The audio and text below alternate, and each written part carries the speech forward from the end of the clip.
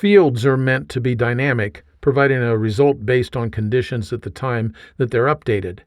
If you don't want the fields to change, Word provides two approaches that you can use.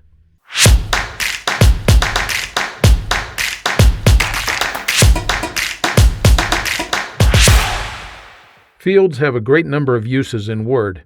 You already know that you can use fields to insert everything from the date and time to summary information for a document. There may be times, however, when you don't want the results of a field to change. As an example, let's say that you use a field for today's date. That's what we have on the screen here in this memo.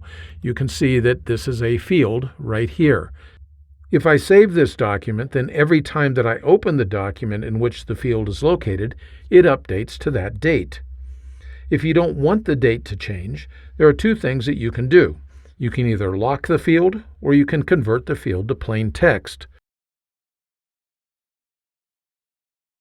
To lock a field, all you need to do is place the insertion point within it, just like you can see on the screen here, and then press Ctrl F11. Now, Word won't update the field in the future. The date is still a field, and only a subtle change is visible on the screen.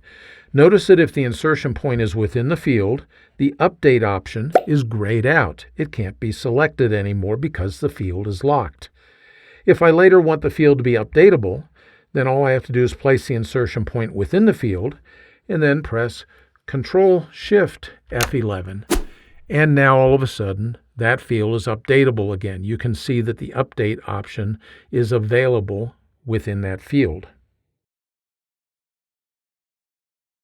The second way to ensure that the field doesn't update is to change it to regular text.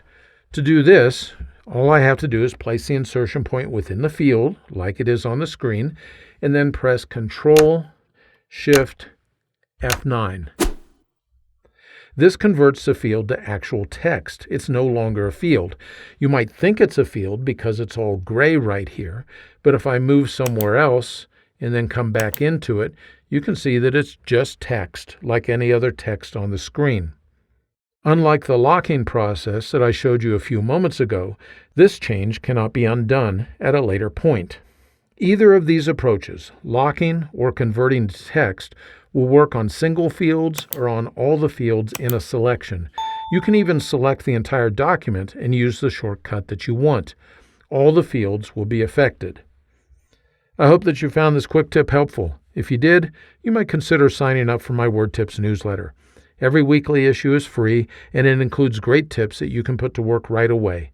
Information is in the notes just below this video. Thanks for spending a few minutes with me today.